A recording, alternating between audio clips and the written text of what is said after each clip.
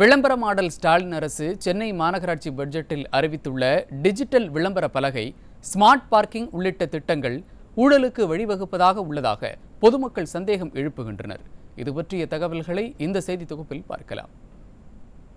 சென்னை மாநகராட்சி பட்ஜெட்டில் புதிதாக மேலும் 100 டிஜிட்டல் விளம்பர பலகைகள் நிறுவுவதற்காக 9 கோடி ரூபாய் முதலீடு செய்வதாக அறிவிக்கப்பட்டுள்ளது.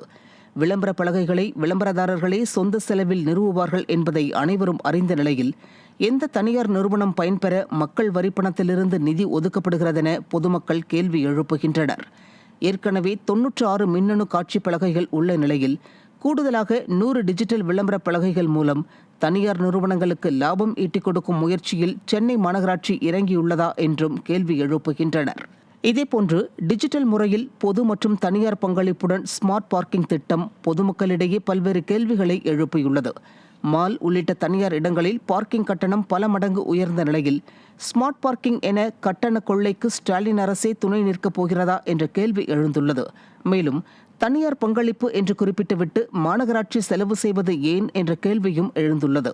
மேலும் கழிவுநீர் மேலாண்மைக்காக 1 கோடி ரூபாய் செலவில் 400 சிசிடிவி கேமராக்கள் வாங்க உள்ளதாக பட்ஜெட்டில் அறிவிக்கப்பட்டுள்ளது. கேமராக்களின் எண்ணிக்கையில் மட்டும் ஆர்வம் காட்டாமல் கழிவுகள் அகற்றப்படுவதில் கவனம் செலுத்தினால்தானே கரெக்ஷன் நிகழும் என பொதுமக்கள் கருத்து தெரிவிக்கின்றனர்.